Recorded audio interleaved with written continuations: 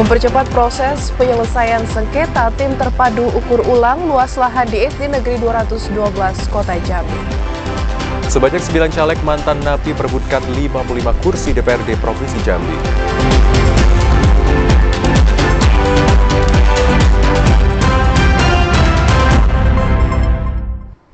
Assalamualaikum warahmatullahi wabarakatuh. Terima kasih Anda masih menyaksikan Jambi hari ini, edisi Selasa 14 November 2023. Ya, selain 3 berita utama tadi, tim redaksi kami juga telah menyiapkan sejumlah informasi penting dan menarik lainnya untuk Anda. Bersama saya Rahmadani Putri. Dan saya Hazir Akbar, kita simak Jambi hari ini selengkapnya.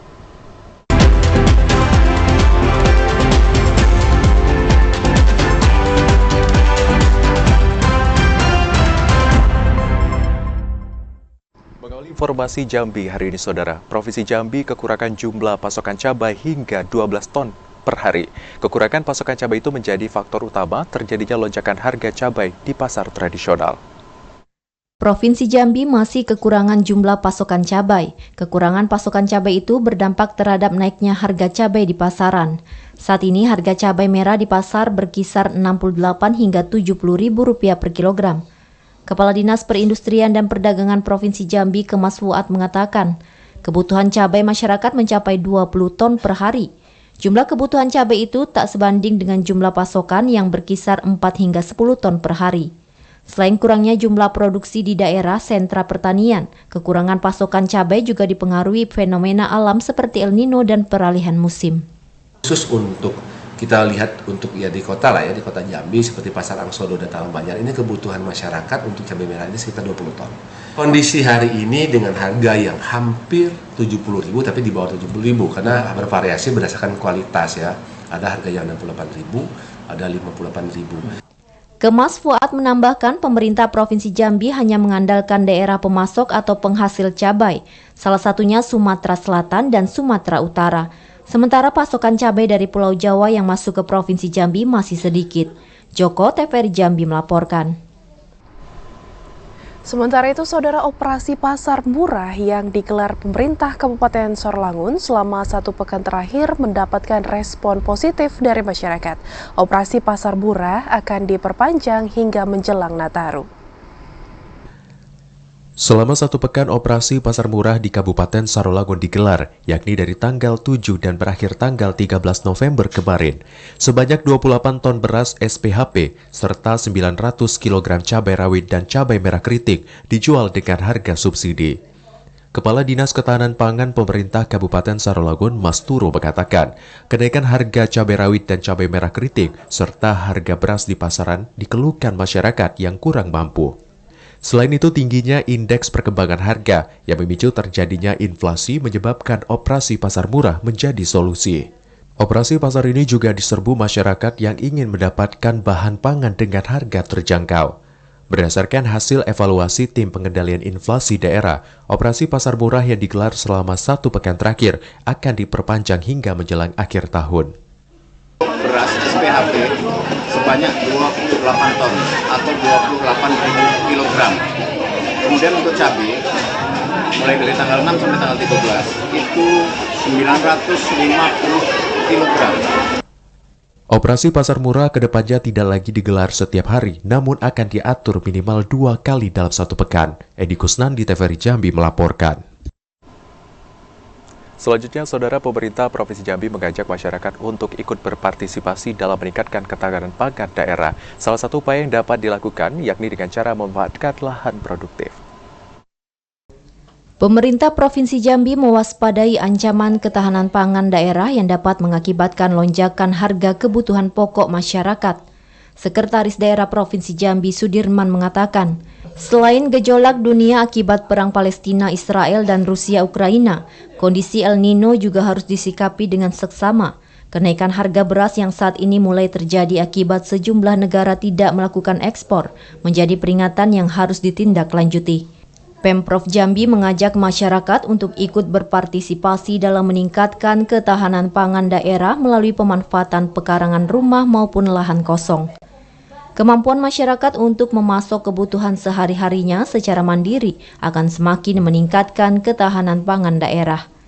Kita juga perlu diingatkan bahwa komoditas-komoditas yang tadi disebutkan itu, ada cabai, bawang merah, itu kan komoditas harian yang sebetulnya bisa diatasi. Oleh karena itu kita menghimbau kepada masyarakat juga untuk mengoptimalkan lahan-lahan yang bisa dimanfaatkan untuk ditanam cabai, bawang, dan komoditas lain yang kira-kira bisa mengurangi beban hidup bagi masyarakatnya. Dalam upaya meningkatkan ketahanan pangan daerah, Pemprov Jambi telah melakukan penguatan melalui pembagian berbagai bibit tanaman kepada masyarakat. Randy Arta, TVRI Jambi melaporkan. Ya, sementara itu, saudara, jelang Natal dan Tahun Baru, pemerintah Kota Jambi mewaspadai lonjakan harga kebutuhan yang dapat menyebabkan inflasi. Selain menggelar pasar murah, Pemkot Jambi juga akan menggelar operasi pasar untuk mengantisipasi semakin melonjaknya harga kebutuhan. Jelang Natal dan Tahun Baru 2024, pemerintah Kota Jambi mulai mewaspadai kenaikan harga kebutuhan yang dapat menyebabkan inflasi. Meningkatnya kebutuhan masyarakat jelang dan saat perayaan Natal dan Tahun Baru berdampak terhadap meningkatnya harga sejumlah kebutuhan pokok. Untuk mengantisipasi semakin melonjaknya harga kebutuhan, selain menggelar pasar murah, Pemkot Jambi juga akan menggelar operasi pasar. Sekretaris Daerah Pemerintah Kota Jambi Ridwan mengatakan, operasi pasar akan dilakukan pada awal Desember 2023. Operasi pasar itu dilakukan untuk mengetahui pasokan dan harga kebutuhan pokok di pasaran. Ya, kondisi inflasi kita pada saat ini kita tuh masih di bawah nasional 2,44, kalau nasionalnya masih 256. Nah, kita tetap mewaspadai kondisi seperti ini, ya kan? Dan ada beberapa item yang naik seperti cabai, beras, dan waktu singkat ini sesuai petunjuk PJ kemarin Ibu Wali bahwa dia minta kita adakan percepatan menurunkan inflasi, salah satu operasi pasar. Ridwan menambahkan harga sejumlah kebutuhan pokok di pasar saat ini cukup tinggi, terutama harga komoditi cabai. Tingginya harga sejumlah kebutuhan pokok itu salah satunya dipengaruhi fenomena El Nino dan perubahan iklim. Joko, TVRI Jambi melaporkan.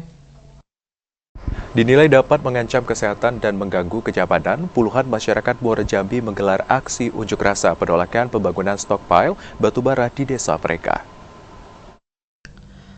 Puluhan masyarakat dari desa Mendalo Darat dan Mendalo Laut, Kecamatan Jambi Luar Kota, Kabupaten Muaro Jambi, siang kemarin menggelar aksi unjuk rasa penolakan rencana pembangunan stockpile batubara di desa mereka.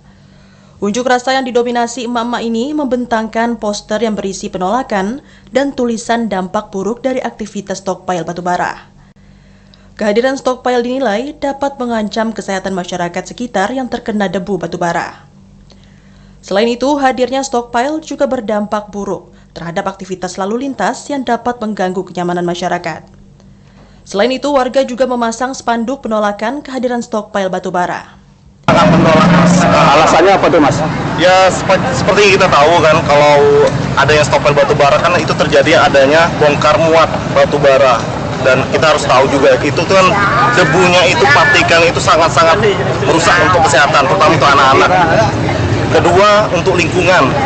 Kita di lingkungan ini kan stockpile sangat dekat sekali, jaraknya cuma berapa meter dari lingkungan masyarakat, perumahan di sekelilingnya. Itu sangat-sangat merugikan untuk kami yang ada di lingkungan itu. Masyarakat dua desa ini mengancam akan melakukan aksi unjuk rasa yang lebih besar jika tuntutan mereka tidak terpenuhi. Warga juga menyatakan telah menyurati Gubernur dan PJ Bupati Muaro Jambi tentang penolakan pembangunan stockpile batubara. Azam Afnan, TVRI Jambi melaporkan. 10.000 lebih APS caleg di Kabupaten Muaro Jambi ditertibkan. Informasi selengkapnya akan kami hadirkan dalam segmen menuju pemilu 2024. Tetaplah bersama kami.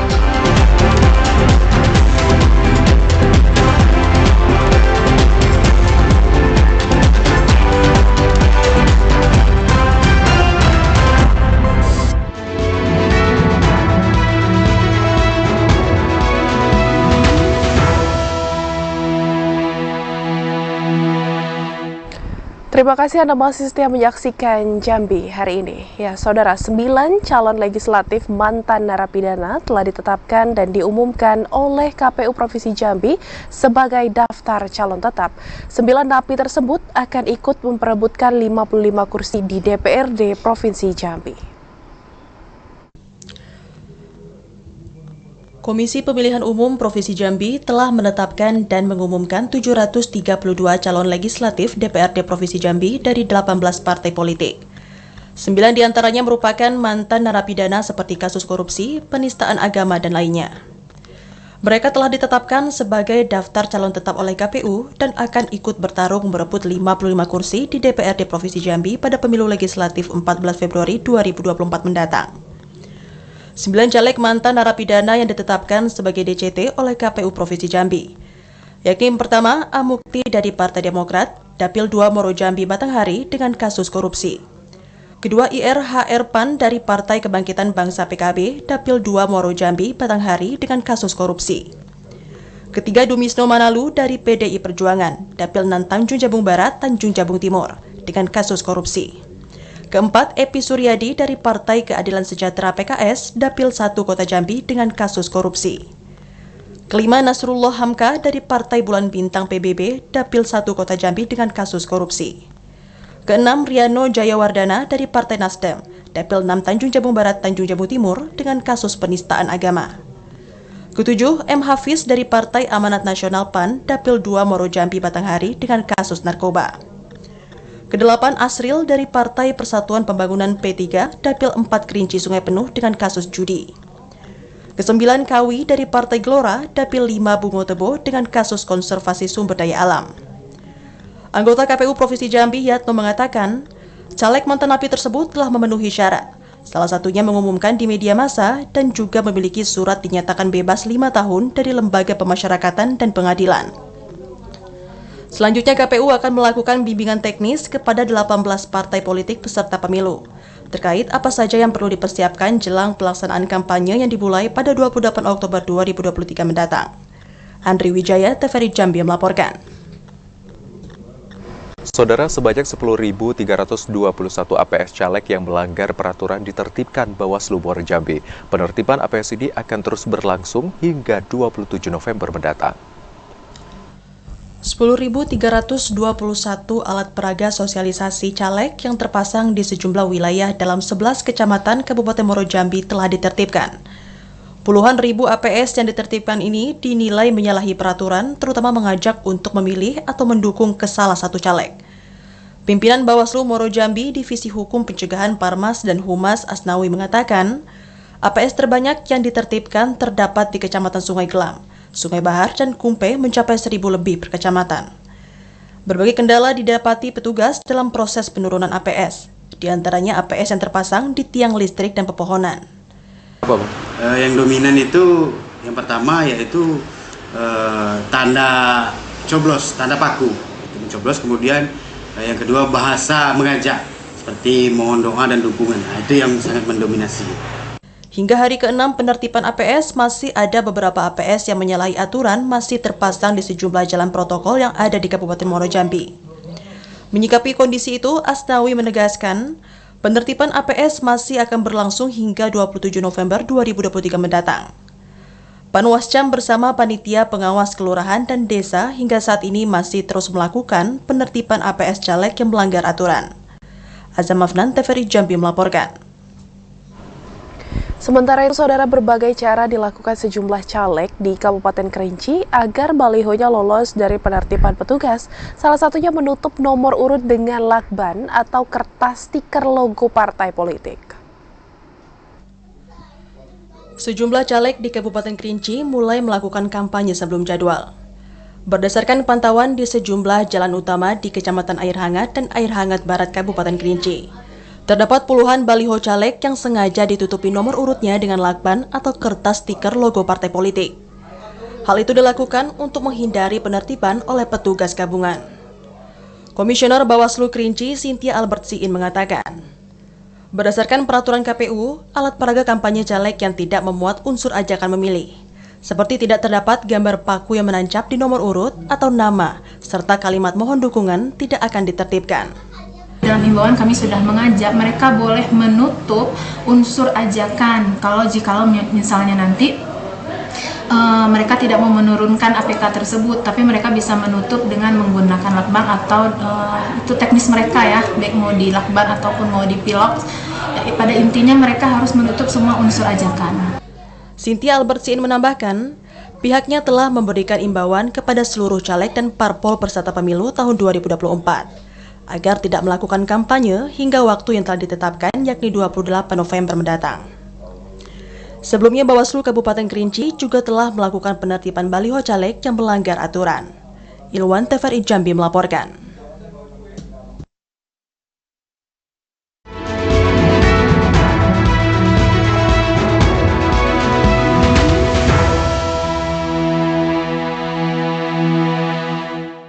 Kesorotan lainnya, Saudara, tim terpadu pemerintah Kota Jambi bergerak cepat melakukan pengukuran ulang luas lahan di SD Negeri 212 Kota Jambi. Pengukuran luas lahan itu bertujuan untuk mempercepat proses penyelesaian sengketa lahan di SD tersebut. Tim terpadu pemerintah Kota Jambi bergerak cepat melakukan penyelesaian konflik lahan di SD Negeri 212 Kota Jambi. Tim terpadu telah melakukan pengukuran ulang luas lahan sekolah bersama Badan Pertanahan Nasional BPN Jambi. Pengukuran itu dilakukan di setiap sudut bangunan sekolah, mulai dari depan hingga belakang sekolah. Pengukuran ulang dilakukan untuk memastikan dan menyesuaikan luasan lahan di SD Negeri 212 Kota Jambi.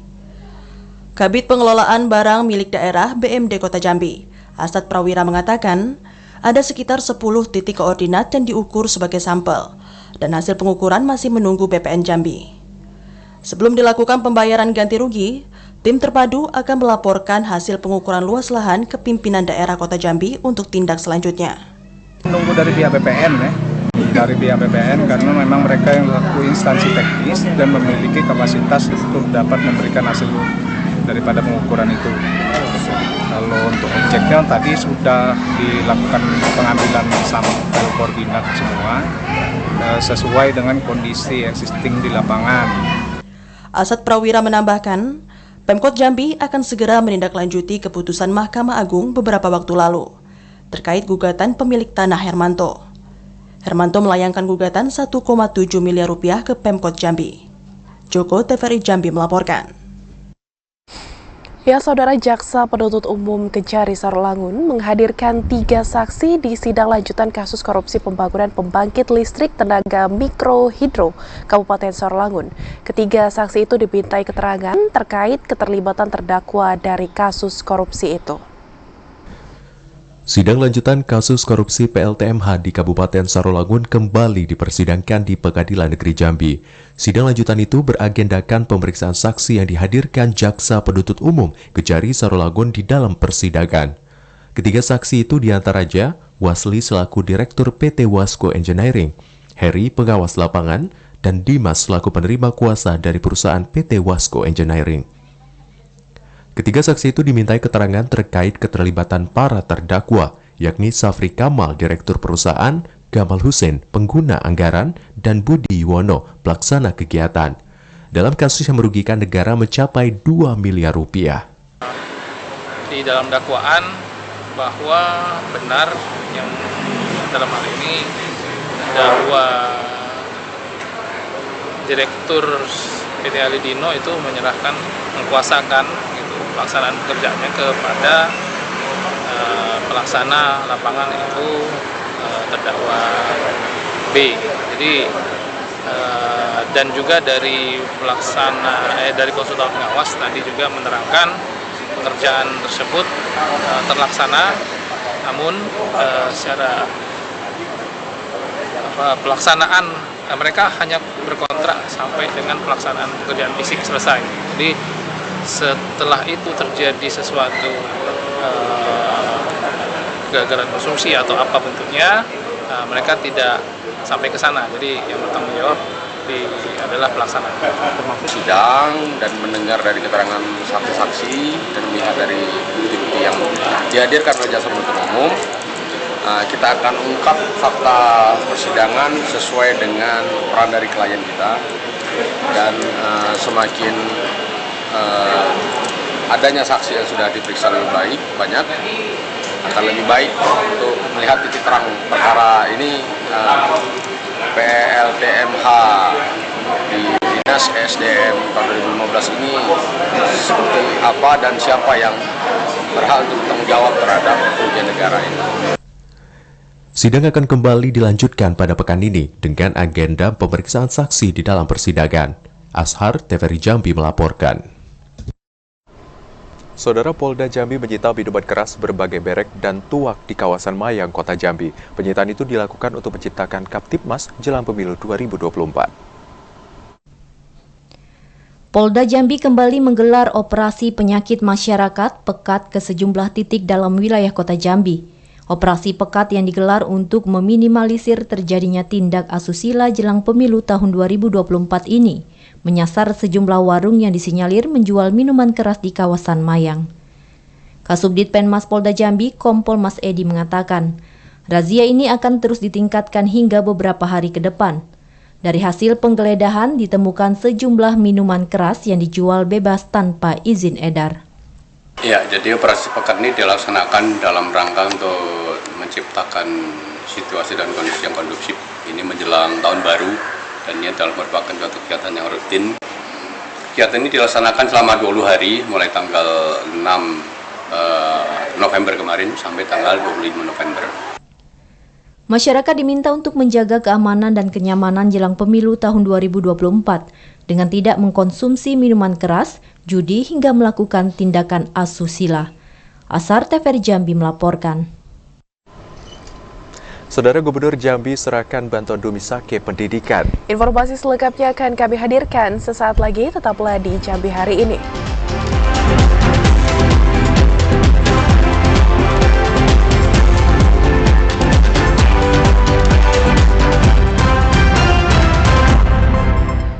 Terima kasih Anda masih setia menyaksikan Jambi hari ini dalam segmen advertorial. Ya, Saudara, Gubernur Jambi Al-Haris memberikan bantuan kepada 476 pelajar. Bantuan pendidikan tersebut termasuk dalam program 2 miliar 1 Kecamatan Dumisake. Gubernur Jambi Al-Haris memberikan bantuan Dumisake dalam bentuk perlengkapan sekolah kepada siswa SMA, SMK, dan SLB di Kabupaten Merangin. Kegiatan tersebut dilaksanakan di halaman SMA Negeri 6 Merangin. Gubernur Jambi Al-Haris menjelaskan pemberian bantuan ini berawal dari kondisi jumlah penduduk miskin ekstrim di Provinsi Jambi sekitar 42.000 jiwa dan 260.000 jiwa kategori miskin biasa. Bantuan yang diberikan diharapkan dapat menurunkan angka kemiskinan. Makanya kita sadari bahwa dana kita masih minim, belum sepenuhnya bisa menanggung untuk biaya pendidikan atau bantuan pendidikan bagi anak-anak sekolah kita ini, karena memang terbatas jumlahnya. Nah, kita berharap ke depan ini bisa dikembangkan lagi, ditambah dananya sehingga nanti porsi jumlah anak-anak kita yang membutuhkan bantuan ini bisa banyak nantinya. Penerima bantuan pendidikan di Merangin sebanyak 476 orang. Bantuan pendidikan ini diharapkan dapat bermanfaat untuk meringankan beban orang tua yang anaknya tengah berjuang mengenyam bangku pendidikan. Sementara itu, Sekretaris Dinas Pendidikan Provinsi Jambi, M. Umar MY menjelaskan, bantuan pendidikan diberikan berupa seragam OSIS dan pramuka, buku tulis, pena, sepatu, kaos kaki, tas sekolah, serta alat bantu dengar khusus untuk siswa SLB. Rincian jumlah sekolah penerima yakni 2 SLB dengan 12 siswa penerima, kemudian 24 SMA dengan 300 siswa penerima, serta 18 SMK dengan 164 orang penerima. Gubernur Jambi Al-Haris menyerahkan langsung bantuan secara simbolis kepada beberapa perwakilan sekolah, serta disaksikan para orang tua dan pihak sekolah penerima. Ramadan Cerbitakasa, TVRI Jambi melaporkan. Gubernur Jambi Al-Haris menyerahkan bantuan pendidikan program 2 miliar 1 Kecamatan atau Dumisake untuk siswa-siswi kurang mampu serta siswa SLB di Kabupaten Sarulagun.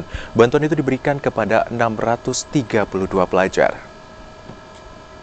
Pemerintah Provinsi Jambi melalui Dinas Pendidikan Provinsi Jambi menyalurkan bantuan perlengkapan sekolah bagi siswa dan siswi tingkat SMA, SMK, dan SLB di Kabupaten Sarulagun. Bantuan yang bersumber dari program Dumisake ini diserahkan secara simbolis oleh Gubernur Jambi Al-Haris. Kegiatan dipusatkan di SMA Negeri 7 Sarulagun, Kelurahan Sarulagun Kembang, Kecamatan Sarulagun.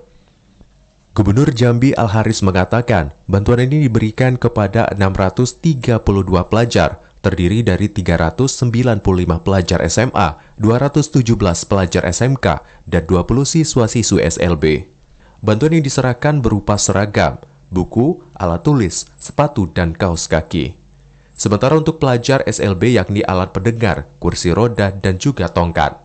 Bantuan yang diberikan itu sebagai bentuk kehadiran serta kepedulian pemerintah untuk meringankan beban para orang tua dan anak-anak yang tidak mampu untuk mendapatkan pendidikan yang layak. Kita juga ingin mereka bersemangat, jangan sampai kesannya mereka kondisinya sedang ekonominya tidak baik, kok tidak hadir, pemerintah tidak hadir untuk mereka. Nah, artinya pemerintah mesti hadir untuk mereka, membantu mereka, meringankan beban mereka, dan juga memberikan motivasi untuk mereka. Oke? Jadi semangat dan merasa mereka sama dengan anak lain. Nah, itu dia. Kabupaten Sarolangun merupakan daerah kedua yang menerima bantuan pendidikan Dumisake secara simbolis. Setelah Kabupaten Merangin, pemberian bantuan Dumisake akan dilanjutkan di Kabupaten Batanghari. Bantuan Dumisake ini akan menyasar ke seluruh kabupaten kota dalam Provinsi Jambi. Edi Kusnandi, TVRI Jambi melaporkan. Sementara itu, Saudara Bupati Bungo Masyuri melepas 72 kader pertanian bungo untuk mengikuti berbagai lomba pertanian tingkat Provinsi Jambi dalam rangka peringatan Hari Krida Pertanian ke-51. Bertempat di pelataran parkir Rumah Dinas Bupati Bungo, Pemkab Bungo menggelar pelepasan peserta Hari Krida Pertanian ke-51 tahun 2023 di Provinsi Jambi. Kabupaten Bungo mengirim sebanyak 70 kader pertanian terbaiknya untuk berlaga di Provinsi Jambi. Bupati Bungo Masyuri mengucapkan selamat bertanding bagi para kader pertanian Bungo yang mengikuti Hari Krida Pertanian tingkat Provinsi Jambi ke-51 tahun 2023. Para peserta diharapkan meraih prestasi sebanyak mungkin dengan tetap kompak dan semangat pantang mundur demi mengharumkan nama Kabupaten Bungo di tingkat Provinsi Jambi. Keberangkatan para peserta HKP dari Kabupaten Bungo ke-51 tahun 2023 ini, insyaallah HKP tahun ini dipusatkan di Kota Jambi. Karena kita sampaikan ucapan selamat kepada kawan-kawan peserta HKP dari Kabupaten Bungo. Tentu ada harapan yang kita gantungkan dengan kawan-kawan sekalian. HKP ini ajang berkumpulnya para petani secara berjenjang ya. Ada nanti sampai ke Penas. Pada peringatan Hari Krida Pertanian ke-51 tahun 2023, Kabupaten Bungo mengikuti semua ajang kegiatan yang diperlombakan. Karena peringatan HKP tingkat Provinsi Jambi merupakan momen untuk mengenang, menghargai para petani, peternak, pegawai, dan pengusaha yang bergerak di bidang pertanian di Provinsi Jambi. Cabang yang diperlombakan pada HKP tingkat provinsi yakni Lomba Asah Terampil Petani, lomba bongkar pasang hand traktor, mengupas kelapa, lomba menebak rasa kopi dan pengetahuan dasar tentang kopi, lari karung, dan lomba bakia. Mukriandi, TVRI Jambi melaporkan. Sementara itu, Saudara Wakil Bupati Bungo Safrudi Dwi Afrianto menekankan agar pelajar untuk menjauhi narkoba. Sebagai generasi muda harapan bangsa, pelajar harus ikut berperan dalam memberantas penyalahgunaan narkoba. Wakil Bupati Bungo Safrudi Dwi Afrianto kembali melakukan kunjungan ke sekolah-sekolah. Pada kunjungannya ke SMP Severius, Safrudi Dwi Afrianto menjadi inspektur upacara bendera yang rutin digelar setiap Senin pagi. Safrudi Dwi Afrianto mengatakan, kunjungan ke sekolah-sekolah ini sebagai bentuk kedekatan antara pemerintah daerah dengan masyarakat, khususnya tenaga pendidik dan siswa-siswi. Selain dapat bersilaturahmi dengan tenaga pengajar, kunjungan ke sekolah-sekolah ini juga bertujuan untuk memberikan edukasi kepada pelajar. Dalam amanatnya, Safrudin Dwi Afrianto mengajak dan menekankan kepada para pelajar untuk menjauhi narkoba. Sebagai generasi muda harapan bangsa, pelajar harus ikut berperan dalam memberantas penyalahgunaan narkoba. Yang menjadi objek adalah SMP Severius Muara Bungo, dan kita sangat berterima kasih pada pihak sekolah, kepala sekolah, juga seluruh guru yang hari ini juga menyiapkan para pelajarnya semuanya untuk ikut acara upacara bendera. Tentu dalam hal ini tadi saya sampaikan pada saat menjadi upacara, pesan pentingnya buat anak-anak kita di sini agar mereka tetap mempertahankan dan juga menjaga karakter yang sejak awal sudah dilatih di sini. Dan itu penting sekali untuk meraih sukses yang akan datang, dan juga kami juga sampaikan kepada mereka semua agar tidak terpengaruh oleh lingkungan yang buruk oleh teman-temannya dalam hal penyalahgunaan narkoba. Pada kunjungannya ke SMP Saverius, Safrudi Aprianto menyerahkan piagam penghargaan kepada pihak sekolah sebagai bentuk apresiasi. Pemkab Bungo menilai SMP Saverius telah ikut andil dalam mensosialisasikan dan mengedukasi siswa-siswinya tentang bahaya narkoba. Pukriandi, TVRI Jambi melaporkan. Sementara itu, Saudara, menyambut hari ulang tahun Kabupaten Batanghari ke-75, Badan Kontak Majelis Taklim bersama PMK Batanghari melaksanakan tablik akbar. Kegiatan keagamaan ini diisi dengan tausiah dari Ustadz Irfan Yusuf. Badan Kontak Majelis Taklim atau BKMT bersama pemerintah Kabupaten Batanghari melaksanakan tablik akbar yang digelar di Serambi Rumah Dinas Bupati Batanghari pada Senin siang kemarin. Masyarakat yang tergabung dalam BKMT di seluruh kecamatan antusias menghadiri dan mendengarkan tausiah yang diisi oleh Haji Irfan Yusuf atau yang dikenal dengan Ustadz Rahul. Tablik akbar merupakan momen untuk memperkuat ukhuwah antar sesama umat muslim, khususnya BKMT dan pemerintah daerah. Di sela ceramahnya, Ustadz Rahul juga menyelipkan pesan untuk selalu menjaga silaturahmi yang baik tanpa menyinggung satu sama lain. Bupati Batanghari Muhammad Fadil Arif menyampaikan, tablik akbar ini juga bertujuan untuk meningkatkan peran BKMT dalam menciarkan kebaikan lewat keagamaan. BKMT harus melakukan inovasi ya, bahwa tidak bisa lagi dakwahnya, siarnya konvensional saja. Sudah harus menyesuaikan dengan tantangan dan keadaan zaman saat ini. Kita tahu ada disrupsi, ada terjadi perubahan besar perilaku masyarakat dengan enabler kecanggihan teknologi ini, maka BKMT harus menyesuaikan dengan itu. Siapa yang bisa beradaptasi dengan zaman, dia akan bisa mempengaruhi zaman. Siapa yang ketinggalan zaman, dia akan dimakan oleh zaman. Pelaksanaan tablik akbar dalam rangka menyambut HUT Batanghari ke-75 itu mendapatkan tanggapan positif dari jemaah yang hadir. Diharapkan kegiatan seperti ini bisa rutin dilaksanakan setiap tahunnya, khususnya pada peringatan Hari Besar Keagamaan Umat Muslim. Ade Juniawan, TVRI Jambi melaporkan. Saudara, 80 desa blank spot mendapatkan alokasi bantuan internet masuk desa. Informasi selengkapnya akan kami hadirkan usai jeda, tetaplah bersama kami.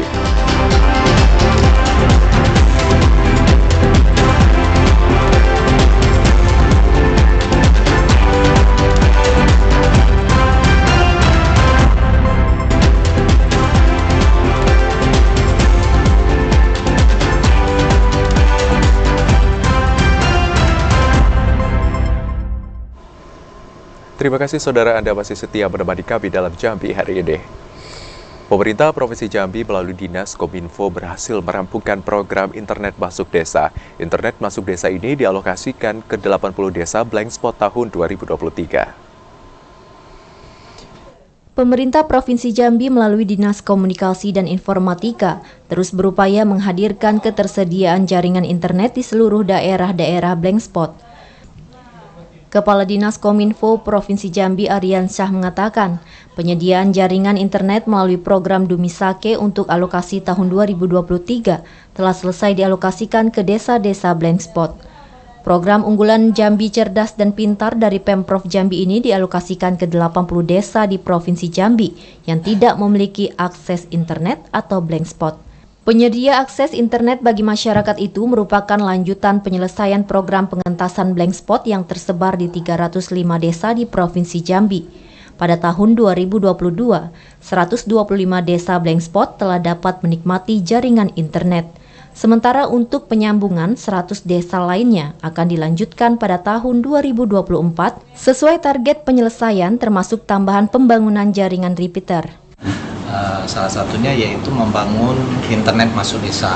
Tahun 2022 kita sudah membangun internet masuk desa jaringan di 125 desa ya. Ini terletak di kantor desa dan tahun 2023 ini sudah 80 desa. Jadi total saat ini 205 desa dan nanti 2024 itu akan dibangun kembali 100 desa yang kemarin sudah dibahas melalui anggaran, termasuk juga nanti pembangunan jaringan repeater.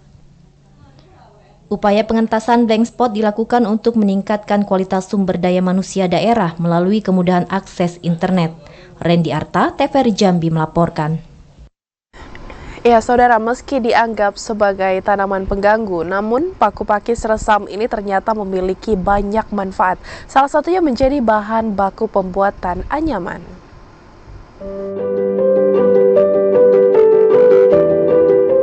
Tumbuhan resam termasuk dalam jenis paku-pakuan yang banyak dijumpai di daerah tropis, seperti di kawasan hutan maupun perkebunan.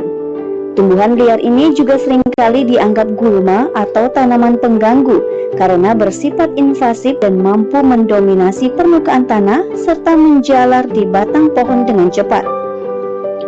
Meski dianggap sebagai tanaman pengganggu, namun paku pakis resam ini ternyata memiliki banyak manfaat. Salah satunya menjadi bahan baku pembuatan anyaman. Seperti yang dilakukan oleh salah seorang warga desa Sukamaju, Kecamatan Mestong, Kabupaten Muaro Jambi, yang menyulap tumbuhan liar ini menjadi berbagai kerajinan anyaman yang memiliki nilai ekonomi. Pria yang akrab disapa Abdi Nur ini telah memanfaatkan resam menjadi berbagai kerajinan sejak 25 tahun silam. Batang resam yang bisa menjadi bahan baku anyaman adalah batang yang usianya sudah lebih dari 1 tahun. Setelah diambil dari hutan, batang resam dikupas untuk mengambil batang bagian dalam. Setelah itu dilakukan penjemuran untuk mengeringkan batang agar dapat dianyam.